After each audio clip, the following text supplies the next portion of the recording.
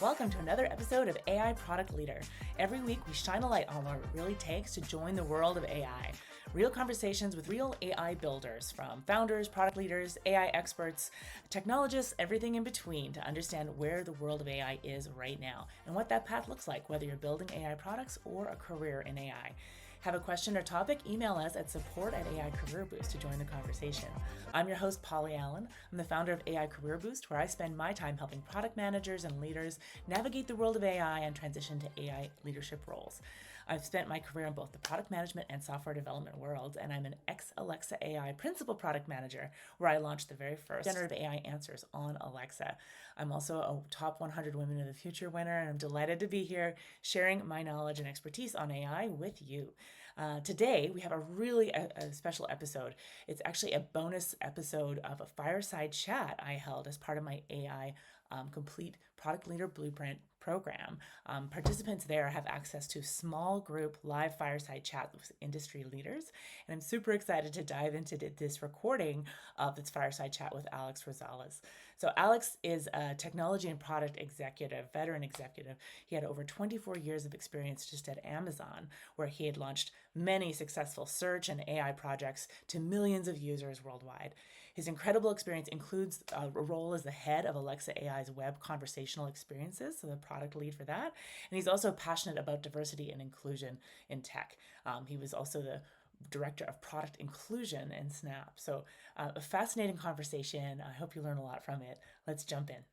Well, let's dive in. Thanks again for joining us today, Alex. So for context, those who may not have seen in the Slack, Alex is a seasoned product executive who's worked in AI and in product inclusion, a really specific, really interesting area in the context of AI, for well over 20 years. I know he has 22 years just at Amazon, which is, I think, record-breaking. There's not a lot of folks that you'll meet who have had that kind of tenure at a place like that.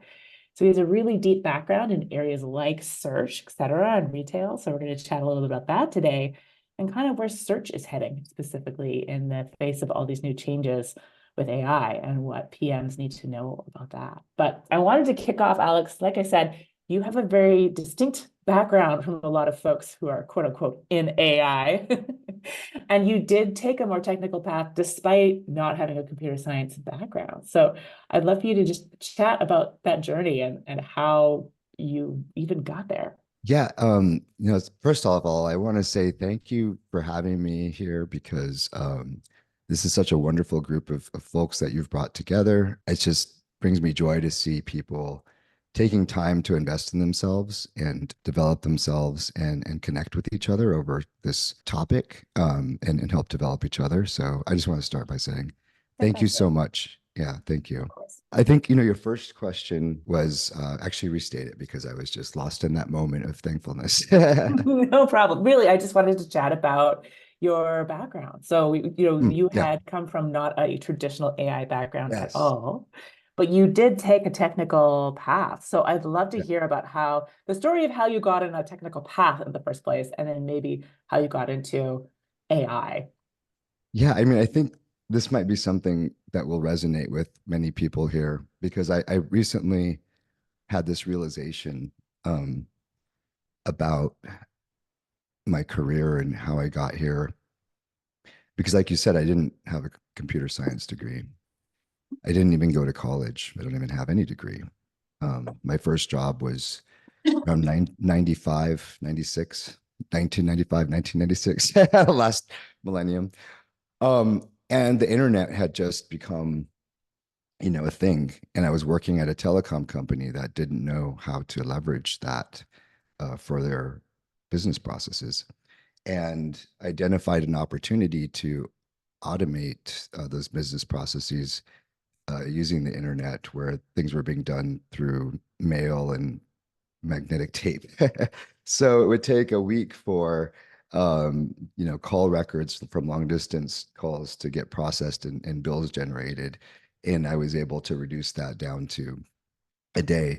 And what's interesting about this was that at that point in time, I really didn't know how to write code. I didn't know how to develop software. And yet, but what I did know was that I saw this opportunity. I wanted to develop software to solve that problem. And so I taught myself how to code. And so what I realized in retrospect is that I started my career, I was already a product person. I had, been acting as a product manager and, um, identifying the opportunity, ideating, defining it. And then I had to learn how to code because I didn't have a developer to implement my vision. Um, so I just wanted to kind of answer it by starting there where, uh, you know, I, I kind of both became a technical person, but I also was acting as a product person at the same time. Does that make sense? 100%. Yeah. Exactly. So I'm sorry, I dropped out there because my Wi-Fi is unstable, but I think Oh it's no. fixed itself now. But yeah, it Fantastic. was. I'm not sure if you covered it. Please go ahead.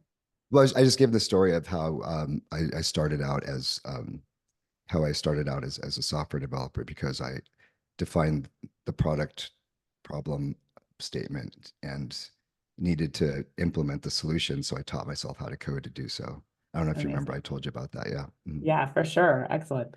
And I remember when you first told me this story, I wondered, did you feel a lot of like intimidation factor? Folks don't know in some cases that there are not a lot of Latino people in the programming space. How did you face imposter syndrome along the way? Yeah. I mean, both because, of my identity, but also because I didn't have a degree and I worked with, yeah, I mean, to be completely transparent about, I worked with, it was all white people and they all had degrees of some sort. And but what was amazing was that they saw my talent and capability, and I didn't let that get to me. In fact, it's kind of funny because I don't really think the imposter syndrome hit me until I joined Amazon, to be honest. I mean, I think I did fight it a lot in those early days, but I was so young and naive, I was like 18, 19 when at that first opportunity. And, at that age, you just think you can do anything, right? And then you start to have some major failures, right? And then once I had those major failures, that's when the imposter syndrome started to kick in. And so what I've learned over time is that we tend to, as humans, we tend to remember those negative moments more sharply, more deeply, more painfully than we do all the positive moments, all the wonderful things that we've done. And so for what's really helps me with my imposter syndrome is to take inventory of all the great things that I have done and also acknowledge all of the headwinds that I faced and the fact that I have accomplished so much in spite of the headwinds that I faced. And then I think that then the imposter syndrome starts to melt away Oh, temporarily. fantastic. It's a constant battle. Exactly. It's about habits, right? I think that's Yeah. part of Mhm. why we try to celebrate wins every call on a group coaching call is to remind ourselves that like small gains matter and we're Mhm. growing. Fantastic.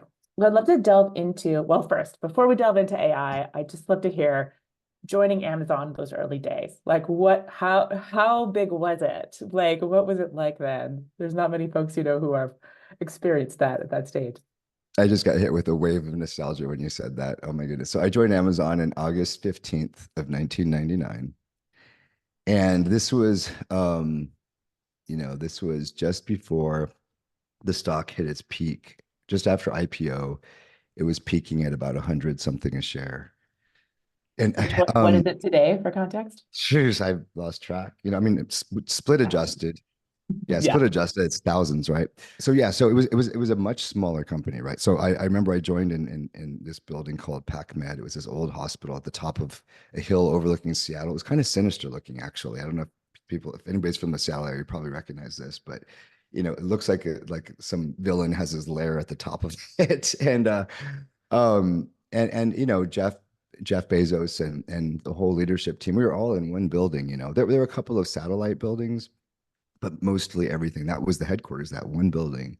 And you'd walk up and down the stairwell and you'd hear Jeff, you'd run into Jeff, you'd see him and you'd say hi. And he was very, very friendly. You could hear him through the floors with his laugh. He's got this booming, resounding laugh.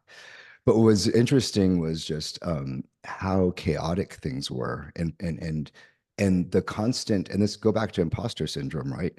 The company had an imposter syndrome problem.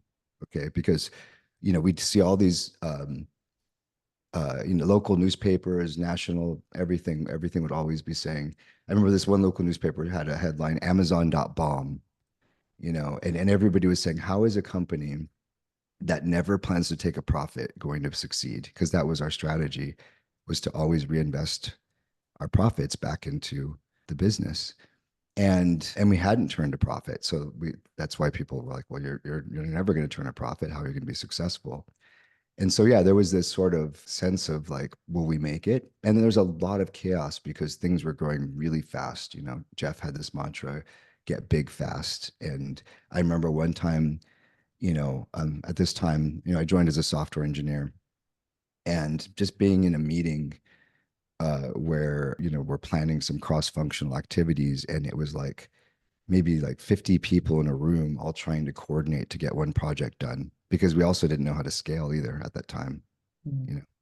So there was just so much chaos. And because you saw the chaos from the inside and you heard all the judgment from the outside, you just wondered, like, is this really going to work? And it was so hard to stay focused and stay committed to it. And only way you could is to really believe in, Jeff would always say, stubborn on vision, but flexible on details. And be very stubborn on the vision and know that, like, yeah, it's chaotic and we're going to learn that we did things wrong and we're going to have to change our direction frequently. And that's okay. So I don't think we would have gotten through all that chaos if it wasn't for Jeff Bezos's groundedness and his vision and his thinking. Fantastic. Speaking of Jeff Bezos, I remember that a lot of his attitudes towards AI over the years have tended towards like, let's find the small, boring wins as opposed to the flashy, chat body things, etc. Can you think back to like the first time you'd really like seen the impact of AI or when it started becoming part of the products you were delivering and developing? Yeah, I mean, I think back to when I was working in so around 2013, I joined the personalization team, and I was reporting to Srikanth Thirumalai. He was most recently the VP of Amazon Search, but he's now over at Waymo. And you know, I think at that time, so Amazon is very much a customer obsessed culture, even though it's a very engineering driven culture. A lot of the leadership comes from engineering background, and for a long time, we give engineering teams a lot of control over the product. I think the reason it's been so successful is because we always ground those teams in thinking backwards from the customer, right? Which keeps us more focused, less on the technology and more on what we're trying to build for customers. And so, you know, Jeff didn't like things that we couldn't explain well to customers, right? It's really hard to explain sometimes with AI the decision process, why something is happening, And I remember, there were lots of meetings where we would go in and we'd have these approaches that we'd want to leverage using AI. And Jeff would always be pushing us to find simpler solutions that are explainable. And I think that there was a sense of like, we need to be able to have control over these things so that we can control the customer experience, right? And this was like in the early 2010s. And I think what happened over time is that we were able to show him. So for I think as a good example, if you look now at reviews, there's all these awesome summaries of customer reviews, using Gen AI. And, there were attempts at things like that before. That wasn't new, right? So there were so many attempts at that before, but the quality was never there. It Mm. never met Amazon's bar, right? And so I think that was like the resistance that Jeff had, was like, yeah, this AI thing is great, but like, it has to meet our quality bar. And so there's this sort of tension between, being very customer obsessed and also like, how do you put in the work to do the research to get to the point where something that's subpar has quality, even though it might take years to get there, right? Because there's always this push at Amazon to do things in the short term.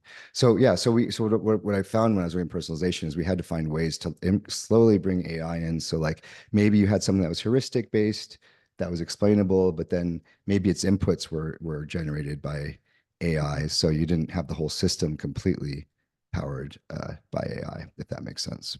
Right. Yeah. A lot of approaches would maybe have human in a loop as a first Mhm. step and people validating things before they go up on the website with the hopes that it's like this is built so because it's not going to make us, it's not going to be profitable with humans in the loop, but if we prove it and automate it, it will be, right? So having that longer term game in mind, it's always been the approach, I think, with AI at Amazon. Is that fair? Yeah, I mean, yeah, humans in the loop, absolutely, to ensure quality. But there's sometimes where, the system is proving itself so well that you don't have to have humans in the loop, right? So, for example, the customers who bought technology was basically like collaborative filtering, and the objective function, being driven by purchases. And so you could demonstrate, hey, if we build this and we optimize it for purchases, we're going to get more sales. And occasionally it would create something that was like a question mark, right? But rather than trying to add more humans into that process, we would find more heuristics and rules to apply to that. And I think over time we realized, okay, well, but we could maybe train models to replace some of these human in the loop things. We just have to make sure that we're training the models with human generated training data, right? Decisions. Yeah, Yeah, yeah, exactly. totally. Well, related to that, one of our students had a really great question. So walk us through a time you got like really unexpected results from AI, something that made you like, I wouldn't have expected this from traditional software experience. Yeah, that's a really good question. So I think there was one time when we were working on this feature, we're trying to solve allowing customers to shop based off of their interests. Mm, And, we were trying these sort of we're trying to leverage the same kind of collaborative filtering models we use for like buy customers who also bought to build out these data sets of like if you're interested in hiking or running, here are all the products that you might want to buy.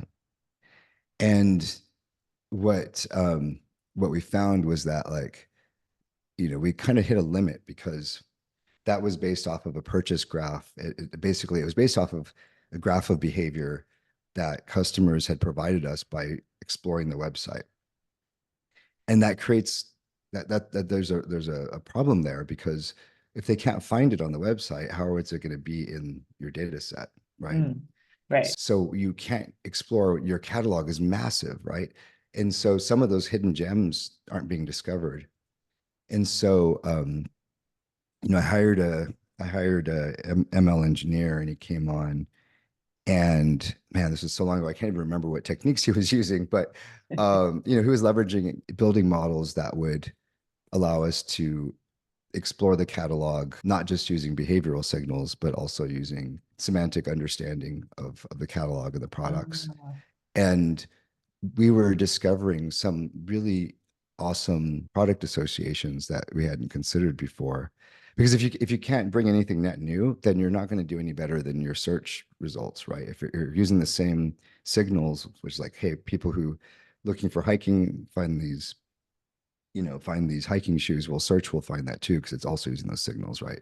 So I think that was the big surprise was like, okay, all of our models are using this purchasing signal, which makes sense because we want to drive purchases, but like, and it wasn't again a new idea. It was again that the technology had never been that developed that we could leverage the semantic mm, understanding do better than what humans would do exploring our site. interesting. Yeah. And so now with the rise of semantic search, now I know semantic search has been a big part of the Amazon's work over the years. So that if you say, or shoes for hikes, it also finds shoes for camping, etc. Like things that are semantically similar to your search. Do you see the advent of LLMs as massively different from what Amazon has already been doing in that space, or is this something new? Yeah, I think, it kind of goes back to the customer problem statement again. A lot of people go to Amazon when they have something specific in mind, so they might say camping camping, tents for camping, or a toaster. They need to replace their toaster, or they need to buy toilet paper or whatever. Um, and so people are conditioned to just drop keywords in, right? And if you just went to Chat GPT and you just dropped in like toaster, it would be like, okay, so what do you want me to do? Yeah, toasters are great, right? It's going to comment on that, but you have to be able to express what your intent is, right? And so I think that the challenge that is being faced with all of this is, how do you get customers to express their intent without slowing down their process too? Because if you slow them down and you say, okay, you need to tell me what you're looking for, what you're shopping for, um, they might change their mind about buying something. Like one of the things about building technology products on Amazon is that you're always wanting to build something super efficient, right? Because if you put any extra steps along the way, they might be like, oh, maybe I didn't need to buy this big screen TV, or maybe I'll just pick up the toilet paper when I'm at Costco next time, or they just get distracted by a notification and then you lose them, right? And so I honestly think that the biggest challenge with leveraging, because LLMs can bring so much value, and they are starting to bring value on Amazon, like the example I just mentioned with the review summaries. But like if you're shopping for, let's say, uh, gifts for a 4-year-old, if you type that into Amazon right now, the results aren't necessarily for 4-year-olds, right? And so that's a great place where an LLM could go in and say, okay, gifts for 4-year-olds. It could understand what those gifts are. It could then take that information to do a better job of producing search results and serving them back. But that might take a while, and slow down the results coming back to the customer. And once again, if you slow that process down, you might lose the customer, right? Yeah. So I think they have a lot of challenges, both in terms of like building that technology to be responsive enough, as well as the having the right CX. Because you could also imagine a different search box or something, or like a lot of companies are putting like a little magical thing that you tap on. Amazon has Rufus, right? That you go into Rufus, and then now you're in LLM mode, and now the customer expectation is different. They're not just putting in keywords, they're asking questions, they're interacting. But once again, now you've had them tap on the thing. Now they're in this conversational mode, and you've taken them out of this impulsive shopping mode, and you've taken them into more of a contemplative mode, and you might have just lost some sales, right? Mhm. So I think this is the big challenge. And what this is one of the projects I actually worked on at Amazon, kind of related to this, was that, see, people get a lot of this more, I don't know what I want discovery happening while they're doing other things, like they're scrolling through social media, or they're interacting with Chat GPT. And so honestly, if I was at Amazon, I would be like, you need to form a partnership with ChatGPT. And when people shop or talk to ChatGPT about things that they might want to buy, or just anything in general that might have a purchase piece component, you know, have an Amazon link in there and share the credit with, ChatGPT, because you've got to go where customers are. You can't just Mhm. expect them to always, you can't make the Amazon shopping app be all for everything, right? And so you have to find those moments where customers are receptive to make a purchase, and be there. So I don't, that's a big answer to your question, but hopefully it answers it. There's so No, much we could dive into there.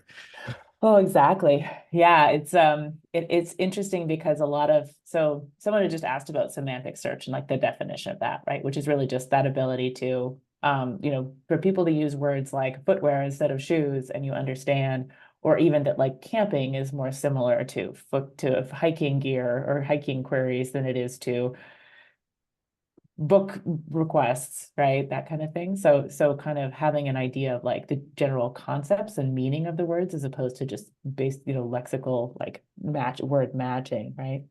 Um, and this is something that LLMs have unlocked, that capability for a lot of people who couldn't do it before, right? Amazon's been doing it for a while, but it's almost like it's democratizing access to these more advanced capabilities. Do you say that's fair? Yeah, also what we used to like to call it sometimes is conversational search. I think that's much more explainable, right? And once again, when you call it that, you realize, oh, this is probably why it's going to be really hard to implement, because once again, you built this entire system to be a machine to get people to buy stuff quickly. But now we're going to go from this impulsive tap tap tap buy to like, let's have a conversation.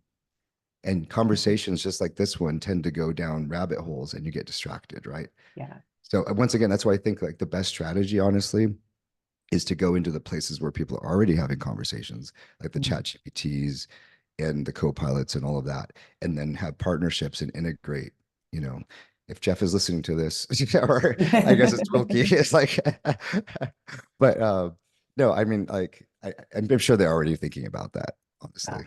Yeah. I Yeah. mean, if you think about it, that's how it works now, where like Amazon has ads and like, social media and Snapchat and all of that. They have ads there. So I think that's going to be the direction. I think we're kind of jumping into like what's the future direction of this. That's my prediction. Hmm. I do think there'll still be some, Rufus will probably still be on Amazon, just like there's lots of little corners of the shopping experience. Like one of the things I worked on at Amazon was this uh, For You page that you could tap on a link and it would take you to a page full of recommendations for you, which sounds really cool, right? Like you get all your recommendations, your personalized recommendations in one place. But once again, like it's this corner, it's not the main flow.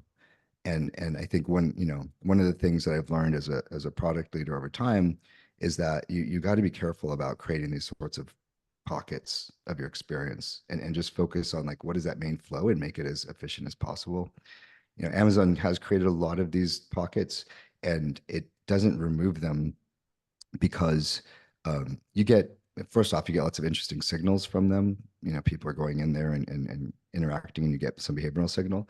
The other reason is that like it can be really hard to retire these pockets of experiences because people start to depend on them. And then if you retire them, they get really angry and upset and they feel like you've hurt their trust, right? So you have to be very careful when you branch off from the main experience to do something. You have to be very thoughtful about, how is this going to be the best thing for the customer in the long run. Anyways, that's another tangent, but Yeah, that's what these fireside chats are for. It's yeah. fantastic. So we have a lot of questions, kind of career facing or kind of development team, the future of development teams. But before we hop into that, I did want to just double tap on your role in product inclusion. I know at Snap you Mm, were the director of product inclusion. yeah. What does that mean? What is product inclusion to you? Yeah, that's a good question. Product inclusion means building for everyone, with everyone. I think this is something that was coined at Google. They really kind of sort of were at the forefront of this. And you know, so what does that mean in practice? Building for everyone, with everyone. And one of the things I like to use there is like when we try to build at scale, we tend to try to build not necessarily for everyone, because if we tried to build for every single user all at once, right, we will be paralyzed because you just can't. You got to prioritize. And so what we do is we build for the average customer, Mm, and the average customer doesn't exist. And the example I like to use for this is not tech related, but it's interesting. The Air Force was struggling with their pilots having injuries and dying in the cockpits frequently. And I'm probably getting the story wrong, but just bear with me for a second. But when they dug into it, they realized that the reason that these cockpits weren't being safe is that they had designed them for the average human body.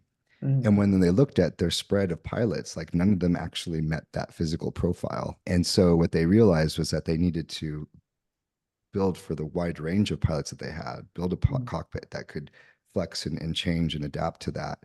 And then once they did that, like all of these injuries and fatalities just dropped significantly. Yeah. And so, we try to build for the average customer because we want to prioritize and have the biggest impact all at once.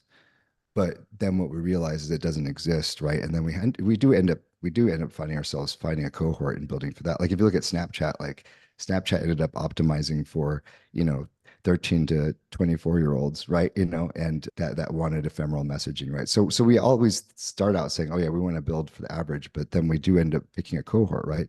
So what product inclusion says is that like when you're thinking about that cohort, can you also think about who's being left out, Mm, and how could you allow them in? I'm going to bring one other example, and that's also not a tech example because I think it really resonates. Is people have probably heard of curb cuts, which these are seen curb cuts. Probably not heard the term, but when you're walking down the sidewalk, there's on the corner of the street, there's this little ramp that's called a curb cut. And that ramp was designed so that people in wheelchairs could get on and off the sidewalk safely. And many of us have run into this challenge where we're pulling our luggage or we have a stroller and we're so thankful that was there, right? Hmm. And so when we think about these who we're not building for, what we realize is that like a lot of times these things are there's overlaps, right? Where there are points in time where maybe there's some people that need that curb cut all the time. There's some people who need it situationally, right? So if you think about Alexa, we talk about, yeah, Alexa is great when your hands are, we joke about this, right, Paulie, about like your hands are full of spaghetti and you're cooking dinner and it's like, okay, that's that one edge case, right? But it's like also always great for somebody who's hard of seeing because now they have the audio Everyone's thing, right? activated. Right. Yeah, Yeah. And so exactly. imagine if somebody said, hey, let's build a computer that's amazing for people who cannot see, you would have built Alexa, Yeah. right? The And so example I loved for product inclusion that I remember you telling me actually was around like, in Facebook, how they're like, what's your relationship? It's like either I'm like, I'm in a relationship, I'm not, I'm single, or it's complicated. And it was like there's this whole myriad of like people who are polyamorous and people who are like that really doesn't yeah, include everyone at all, right? So yeah, it's different from personalization in that that feature could have been designed like by accident, it's kind of excluding the whole community, right? yep, And it's so much more important in this age of AI, right? Where we're seeing these models that are like, what does a doctor look? Oh, a dude, right? What does a nurse look like? Oh, a yeah, woman, exactly. reinforcing Especially with biases, etc. yeah, exactly. Especially with Gen Z, because Gen Z is more introspective about, their identity. And there's a lot more, like one of the things that at Snapchat we did was research on demographics and, you mentioned relationship status, sexual orientation. We found that like something like 20 to 25%, I think it was around 20% of our population, the Gen Z population, in the US were identifying as LGBTQ plus. Hmm. That's a huge percentage, Yeah. and when you have that big of a percentage of population identifying that way, you have to ask yourself, like, what are you building to support that community? Because we're not, and so and Gen Z, that's a big shift for Gen Z versus other generations. It wasn't the identification of being in that group because I think prior to that, like our generation, it wasn't considered acceptable to be some of these things, right? So a lot of people are masking or hiding. So I think with Gen Z, identity starts to become more and more important. So you have to. That's why a lot of companies are also investing in product inclusion because they know, like, okay, people are starting to learn more about themselves and they want to have access to content and products and experiences that resonate with that identity. And so, how do we build those so they don't feel excluded, like you said? Because when they feel excluded, they're going to run off to a competitor that does make them feel included. Yeah, 100%. Oh, fantastic. So we have a couple questions here about both your career path and then how you assess PMs coming in. So at Amazon in particular, you did that transition from software developer to PM. Was that tough? A lot of them have MBAs, et cetera. Like, how did that transition go? I know, right? I seem to like keep adding on more and more reasons to have imposter syndrome, don't you? let me be a, let me be a software engineer with no computer science degree. Let me be a product manager without any MBA. But like I think for me, honestly, like I will say that I had an advantage. I had a tailwind here working at a company where as an engineering manager, I was given well, actually no, I wasn't given it. So okay, I'm not gonna give away credit here. Um Good. 2010, and that's one of my weaknesses, by the way. But in 2010, I saw this opportunity. I was a manager, software engineering manager of the back end ordering systems.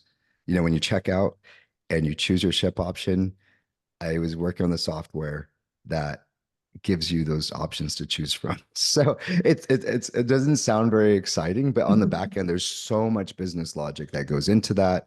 what country you're shipping from, what country you're shipping to, what website is it, .com, .uk, et cetera. What product are you shipping? Is it eligible to ship here, there, or the other thing?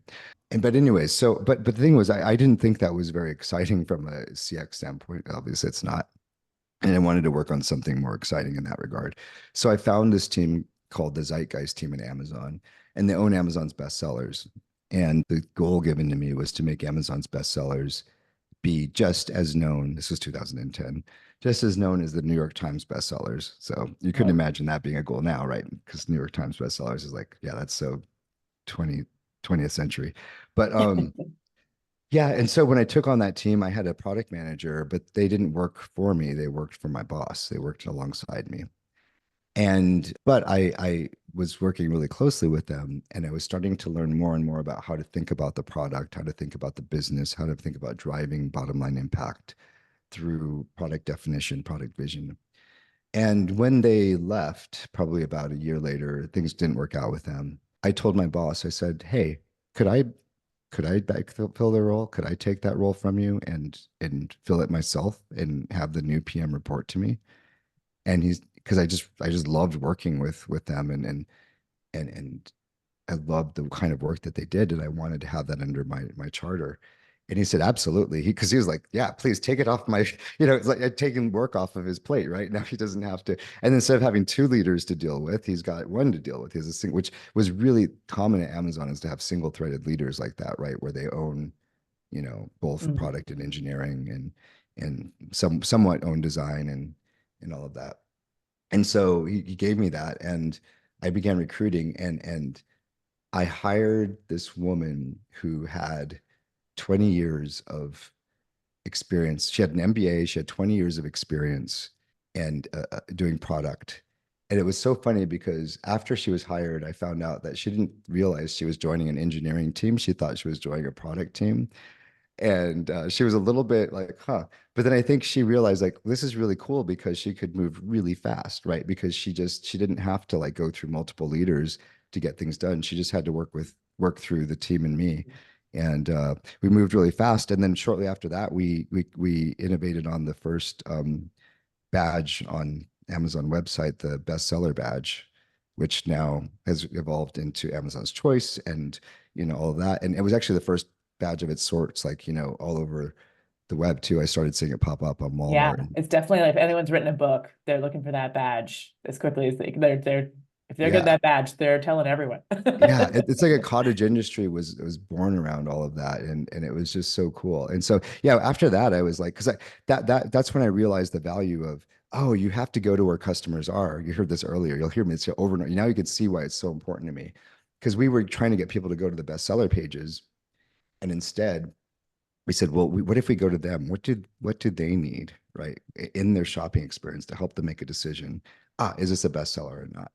And so to answer your question, like I got my MBA in through working with somebody who had it, or a couple of people that had it, and solving big strategic challenges and learning the value of how to build an effective product hands on, right? So Yeah. I mean, obviously I'm not worth a full MBA, but I learned what I needed to learn to start to become a great product leader that way. Fantastic. And it sounds like that's also your transition from kind of IC product management into crafting strategy, et cetera. Like for folks who are at that cusp or looking to make that leap, do you have any advice for, particularly if there's anything related to AI that's it's different around going from being that IC to focused on more on strategy and leadership? Yeah, I mean, usually when you're an ICPM, depending on what level, I know like some companies get really fine grained, like Snapchat got really fine grained on product managers, where you might be the PM of like a very specific feature, right? But like depending on where you are in terms of your scope, don't let that limit you. Like what if you were in charge of the strategy for the product you're working on or the larger product that you're working on? What are the challenges and opportunities that your customers are facing, and how might you address those by taking a new direction, right? Mhm. Challenge the current strategy that you're working within, and start proposing new ones because, you know, for example, with that bestsellers one, I was handed a strategy which was drive traffic to your pages by our VP. And in a way, I kind of like defied that order and said, like, no, I think there's a better strategy here, which is to take what we have on these pages and bring it to drive traffic to somebody else's pages on the site, right? So I would say, like, don't, if you look at my career, right, I never was told like, hey, you're a software engineer, build software. Hey, you're a project manager, define a vision. Like, I just did it. Mhm. And so I think I think a lot of times we get caught up in whether it's like career development, self-help, whatever. We just want to watch as many videos as possible. Um, join as many of Polly's classes as possible, which is great. Like, it actually is good in the sense that it gives you some understanding and a baseline to work from. But then the real magic happens when you take all of that and you just start doing. And there's going to be failures. Like, that sounded like it was an overnight success. It wasn't. There were so many failures leading to that badge Mhm. that were scary as F, like where I thought, oh my goodness, are we going to lose our Can you funding? can you tell Are us we? about one? Yeah. I love One of these them was stories. the silliest thing, where we said, well, we wanted to make the bestseller pages better. So we had all this white space on the page. So we're like, why don't we take some of that extra white space and put a bunch of widgets in? So, like, let's say you're on the bestsellers, the top 100 bestsellers for shoes. In the right hand side of the page, we would put, um, you know, most wished for shoes, new release shoes, like all the different data sets we had around what's trending. We tried to put that alongside of that. And we put a lot of work in redesigning those pages. We spent months, maybe at least a year, you know, building the technology to support all of that. And it was a big flop. It didn't move the needle. Mm, And what we learned was that it was just taking people who had already gone deep down the rabbit hole. Like, remember I was talking earlier where you don't want to have them take too many steps. They already taken a bunch of steps to get to this page. And now you're giving them more steps to explore. So now they're getting decision fatigue. They're like you've probably heard of the paradox of choice, right? yeah. And so through that failure, that's when I realized, oh my goodness, yeah, you can't give people this paradox of choice. You got to simplify things. Okay, so how do you simplify things? Don't give them more options. Don't take them to these. But again, go back and say, like, okay, you're already paralyzed with the paradox of choice in your search results. Let's give you a badge to simplify that and reduce the paradox of choice. So you Right. can see how that failure, where it's like, okay. And then another one, last one I'll give you, we had this thing called the election heat map. And I remember it was in my strategy plan, and we took it to our SVP, and he was reviewing our strategy, and it's like, I like this one, I like that one, I like this one. He gets to that final one, and he's like, well, that looks like a fun project. That should have been my signal to just don't even do it. But the team had so much conviction around it. So I let them do it, which I'm glad I did because it was a valuable lesson. I remember after we launched this thing, it was basically one of those color coded maps that tells you which books are trending in which states. And basically, if there are red books trending, it's a red state. If there are blue books trending, it's a blue state, right? So people could use it to predict the election. And it was really cool. It was fun, but like we just couldn't drive traffic to it. We got a ton of media about it, New York Times, a bunch of big news outlets talked about it, but we got very little traffic. And I remember the next year reporting on it to senior leadership, and they're like, they saw the data, the impact was so low. Like, would you do that again? And I was like, nope. But I mean, then I think the next year I was able to give them the bestseller badge. So you know, it's all about the Awesome. long term, right? Yeah. And we have an apt question about that. So in situations like that, the politics can be really thick. So it sounds like you had a great deal of support from your managers that gave you Mm. flexibility to fail.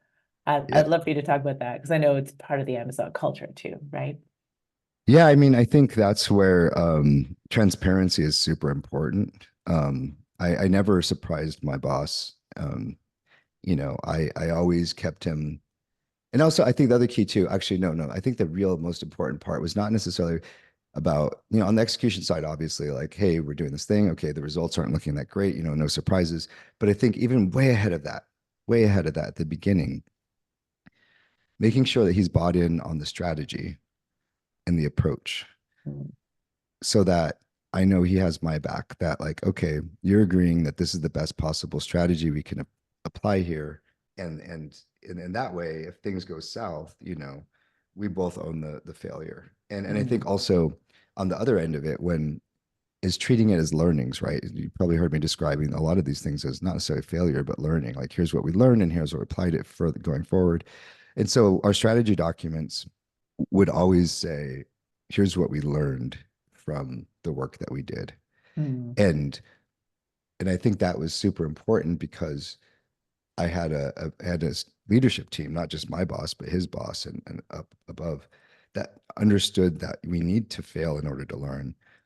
And then we were able to show them how we were applying those learnings. So like, for example, when we learned that we were distracting people with all those widgets with all the extra content, we said, okay, we learned from this, we learned that, we show them more products, we're distracting them.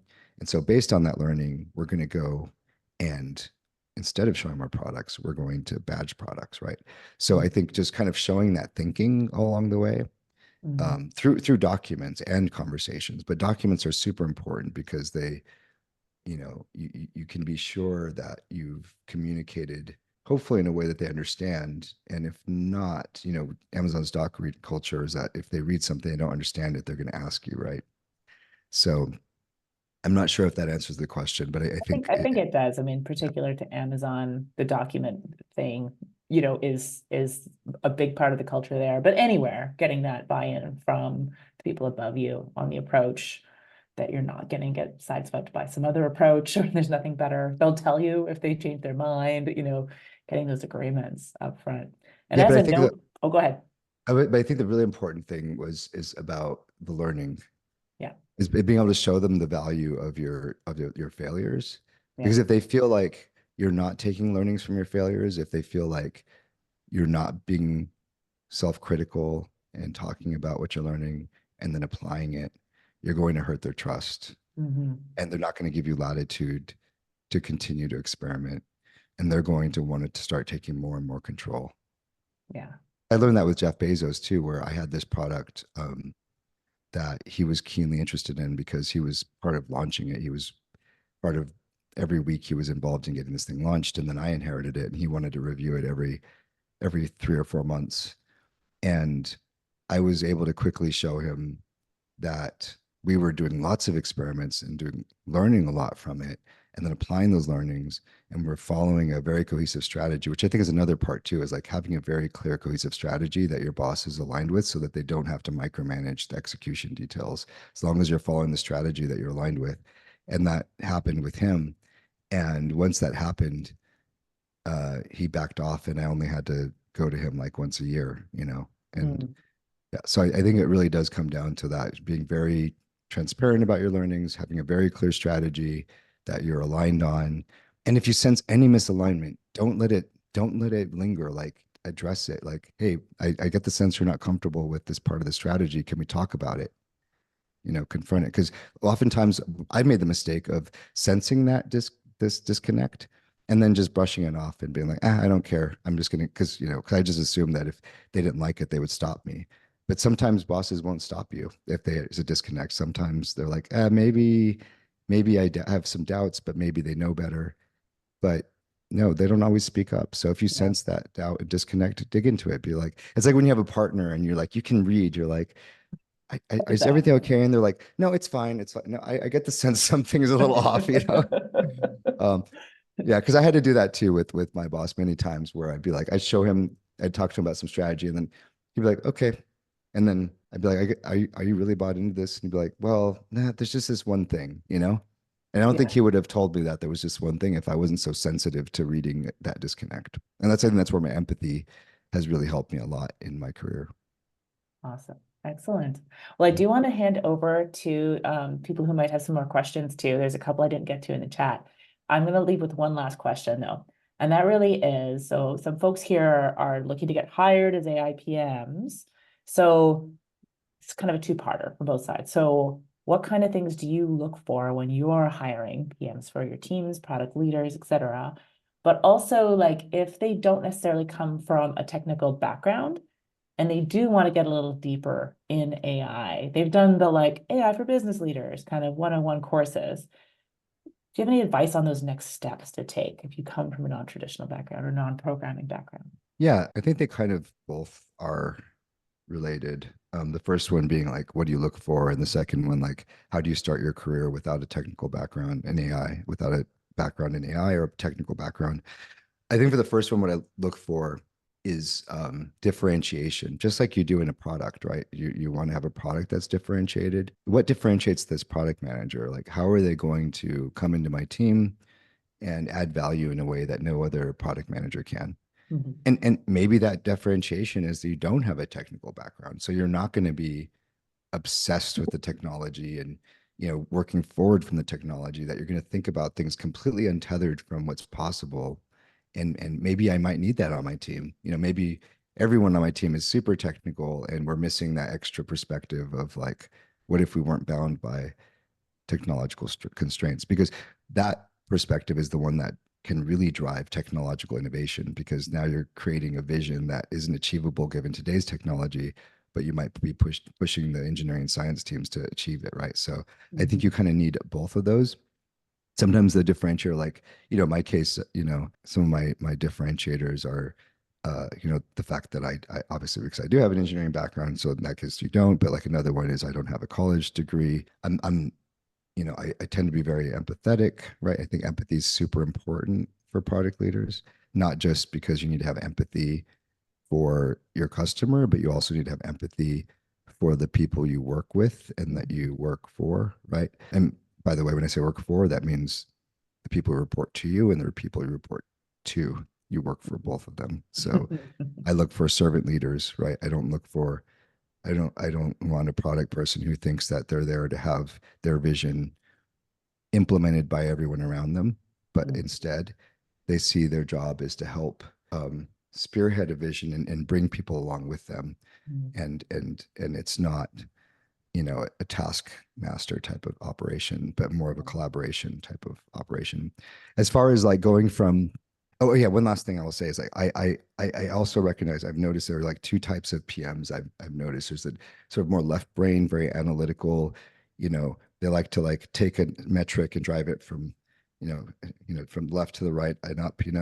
And then you have this other type that is much more creative and able to think big and look around corners. And sometimes you have somebody who's kind of a little bit in the middle. I think I'm kind of maybe a little bit in the middle there. And so that's the other thing is I look at, well, given the role, do I need somebody who's more of that sort of analytical or more? So I think it's really important to understand what your strength is and then make that very clear when you're interviewing, because if they really need that more metric driven kind of PM, or if they need more of a creative think big type of PM, if you know what you are and you have evidence of what you created, you're more likely to land that role because you've Mhm. made it clear what you are. But if you just make yourself look like just a generic PM that's capable of everything, then you're not going to be interesting, because. And then as far as like getting into AI, I would say, don't worry about having the technological chops there. The biggest challenge is figuring out the right way to, or the right customer problems to solve. If you can identify customer problems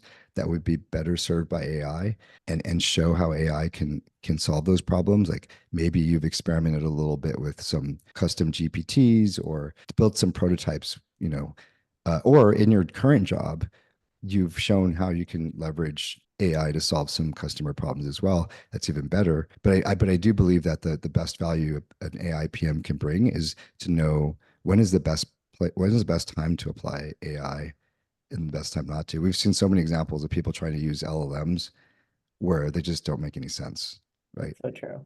Yeah, Yeah. and so that right now that's the big opportunity, is that everyone's scrambling to just apply. It was just like in the early days of the internet, people were trying to use the internet in ways that didn't make sense, but the people who did it well, like Amazon, succeeded.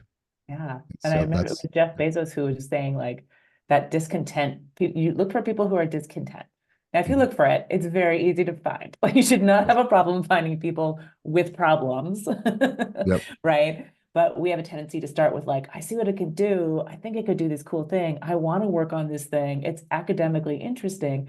Instead of like, no, find someone who's really miserable about something, right? And then hey, how does this apply? And that combination of that customer lens first really helps guide finding the valuable problems to solve.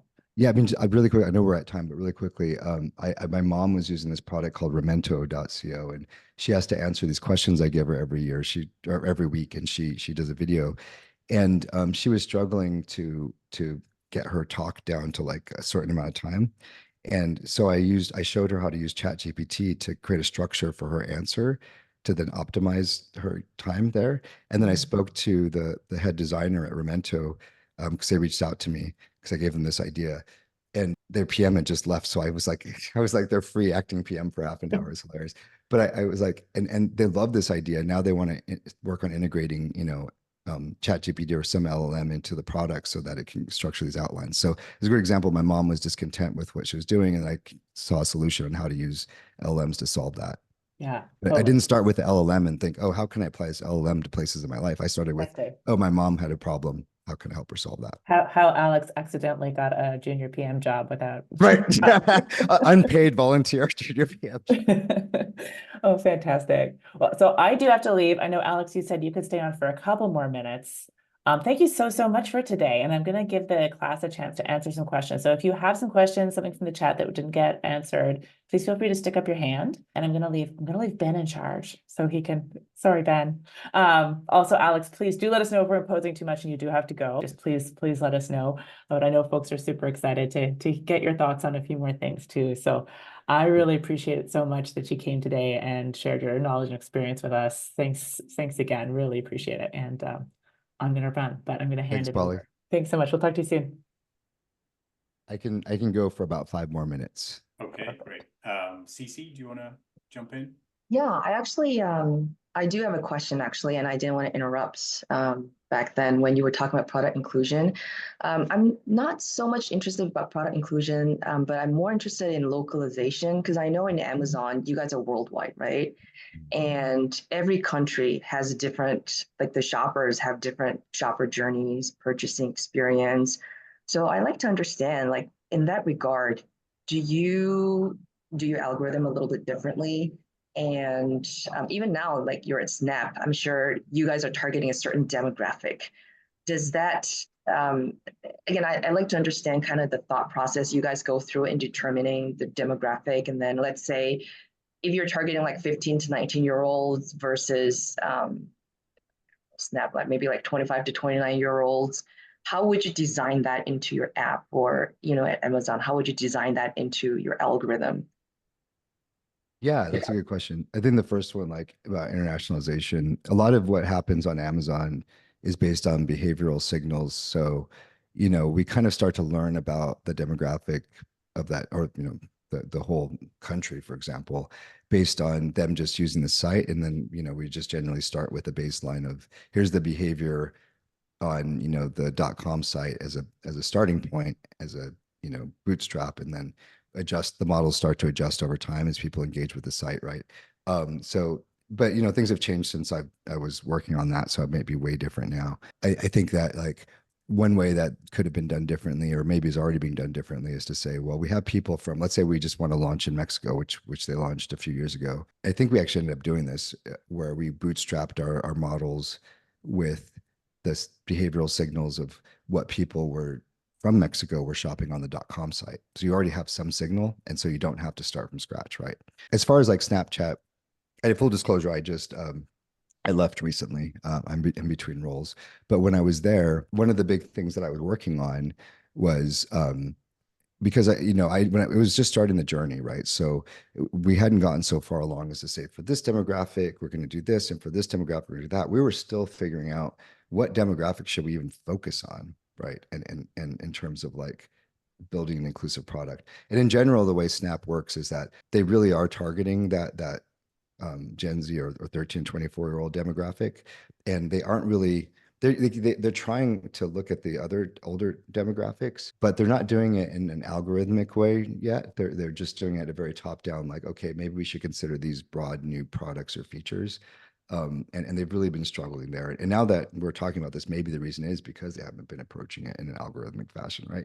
But so when I was there, one of the things that I was trying to do was bring awareness to what are the challenges of demographics from marginalized communities. Because when we talk about product inclusion, we're generally talking about marginalized communities, right? Because we typically tend to build for the not marginalized or the mainstream community. And so what I had done through survey research found that the majority of these communities felt that the content experiences were not relevant to them. And it made sense because the content experiences were not very well personalized. So what I had come up with was an approach or a vision, a strategy for identifying what content was relevant to some of these demographics that are in these marginalized communities, what's uniquely relevant to them, that's not relevant necessarily broadly, and then targeting customers who show interest in those pieces of content. So for example, let's say we find that we have people self-identify as being LGBTQ plus, and then we see that they're engaging with some types of content more regularly than everyone else is. If you do engage, show some interest in LGBTQ plus content, we will show you more of that content that that community is engaging with. We won't necessarily target you because you've identified that way, because that would be stereotyping, but we use that you are part of that group to help us identify what content is relevant to that community. And now we have this corpus of content that we can recommend to people that show interest in that community.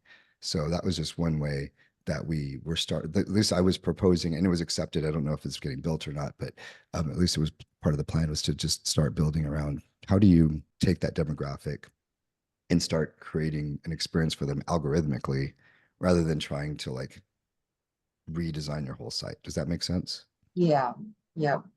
And what kind of information, like how do you know how do you know the personal or the demographic of the person who's shopping? Yeah, that's the hard part. So on Amazon, you don't really, we didn't really use self-identification or any sort of demographic. So like, for example, I did work on this thing, the interest thing I was talking about before. And the way we determine whether you might be interested in hiking, for example, is once we determine which products were popular with people who are interested in hiking, we would then see if you're buying a lot of those products, then we would infer maybe you're interested in hiking. Does that make sense? So we base it off of your purchasing patterns, right? Oh, you're buying hiking shoes, you're buying, you know, hiking equipment, and all that is associated with that interest hiking. So now we know that you might be interested in this. You haven't explicitly said it. And that's how a lot of these systems work, is that they're not necessarily based on self-identification. But you know, when I was at Snapchat, we actually have one piece of self-identification, which is around skin tone to help make the camera better, which is still live today. And then I was working on extending it to include race and gender and sexual orientation, et cetera. And once again, once you collect that information about the user, you don't want to use it to generalize about their preferences because that's stereotyping, but you can use it to then say, oh, people with this identification, here's the things that they engage with. So I know those things are important for that community. And so now I can make those available for somebody who I might show interest in that community. Got it. Well, thank you. Thank you Yeah. for the insight. Yeah, great questions. All right, I got to run. Thank you so much, Ben, for taking over, and obviously to Polly for coordinating this, and for everyone for all your great questions. It was so great to meet you all. I hope you enjoyed that. That's our episode for today.